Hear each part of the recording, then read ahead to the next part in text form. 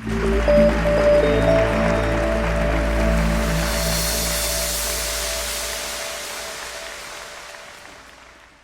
used to work as a fashion magazine editor in New York City.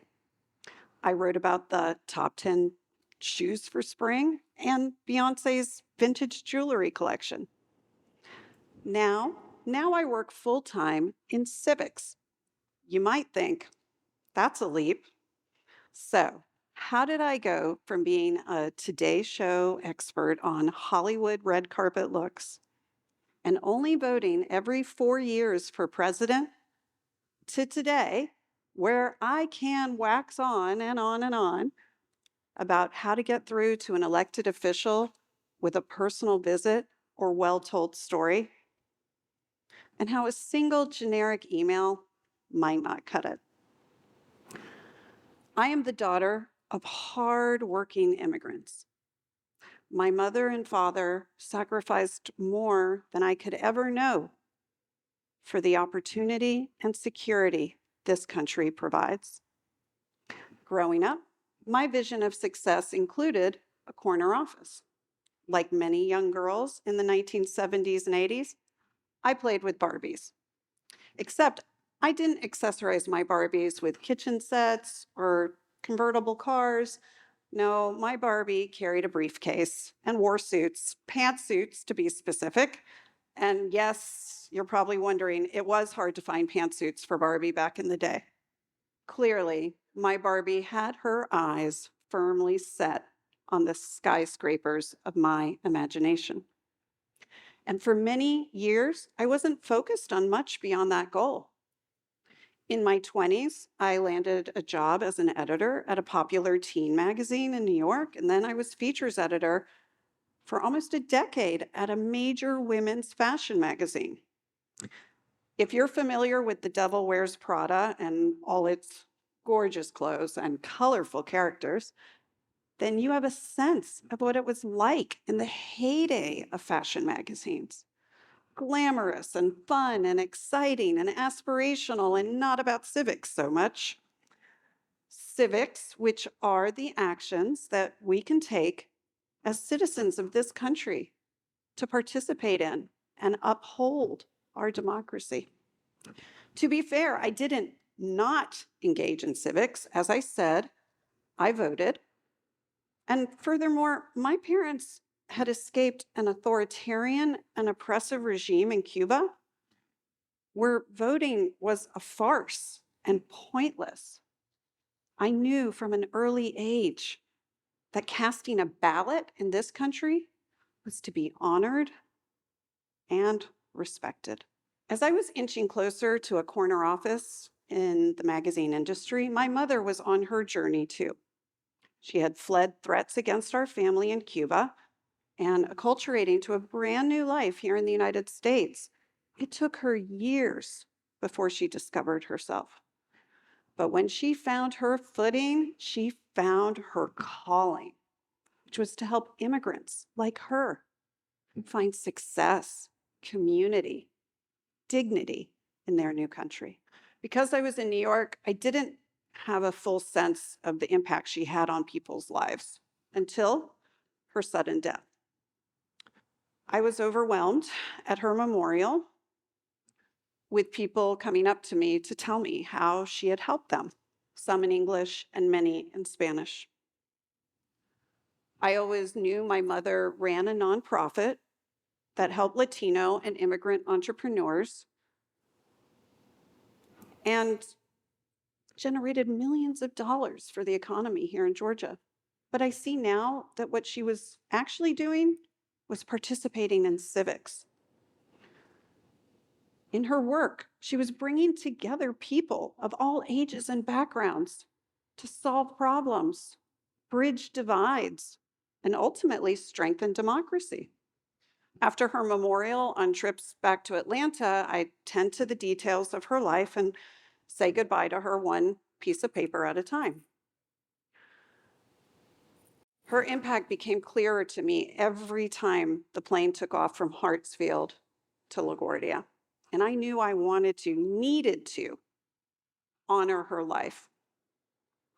So I set out to create a park in her name in the neighborhood where we had lived in Atlanta. Back in New York, all my free time was dedicated to making this park happen. Even though I knew nothing about creating a green space, let alone one in my mother's name, it took a decade and a lot of research, much of it done between interviewing Britney Spears for her Vegas comeback and tracking down J-Lo in Brazil for a cover story. In learning about the importance of parks to children and communities, the data stopped me in my tracks. More than 75% of people who live in low-income communities of color live in nature-deprived places. Parks that are in majority brown and Black neighborhoods are on average 50% smaller than those in predominantly white neighborhoods. Children who grow up without access to green space or parks are at higher risk for asthma, diabetes, even psychiatric disorders. The more I learned, the more I cared. And today, under the canopy of 100-year-old trees, the Sarah J. Gonzalez Memorial Park has an all-abilities playground, a children's soccer field, a learning nook, a memorial garden, and in the Central Plaza once a month, we host food distributions for the community. Creating this park took time and energy. I had to work across generations and cultures. I had to advocate for the importance of this space. I had to partner with neighbors and nonprofits. I had to share my story with lawmakers and government agencies. Laws had to be changed before we broke ground. Like my mother before me, I was participating in civics. I just didn't realize that's what I was doing. I was honoring her life of civics by, in turn, becoming civically minded. And finally, I was doing more than voting. Think that voting is enough to support our democracy. And to be sure, it is fundamental. Also important, running for office, another thing people assign to civics. And after all, those are the two most obvious aspects of civic participation, voting and elected office. But on my journey, I learned that it's the non-obvious things that also matter. It's meeting with an elected official about an issue. It's signing a petition to support a cause. It's volunteering for a campaign or a nonprofit. It's writing to the media about an issue of public concern. It's these civic actions between the bookends of voting on one side and elected office on the other that people too often overlook when they think about civic participation. Now, many of you, I hope, are active in your civic participation, but more generally, only 1 in 4 Americans last year volunteered for a campaign, nonprofit, or organization. Less than 1 in 3 signed a petition. Less than that reached out to a government official about an issue, and less than that went to a meeting about a state, town, or local affair. But it's exactly those civic actions where you can have tremendous impact, especially collectively. In my civics job today, I have the honor and privilege of teaching people about government, what government bodies do what, how to get in touch with your officials, how to advocate for an issue. In preparing for a class I taught in Phoenix last year, I came across this question in the study portion of the civics section of the US naturalization test. I immediately wondered, did my mom answer this question when she was naturalized decades ago? And the question is, what are 2 ways Americans can participate in their democracy? And the answers are vote, join a political party, support a campaign, volunteer for a community group or a civic group, contact your elected officials, write to a newspaper, run for office. There are those bookends. And the answer, of course, is all of the above. All of the above matter in the pursuit and preservation of democracy. How do we guarantee putting democracy on a path of peril?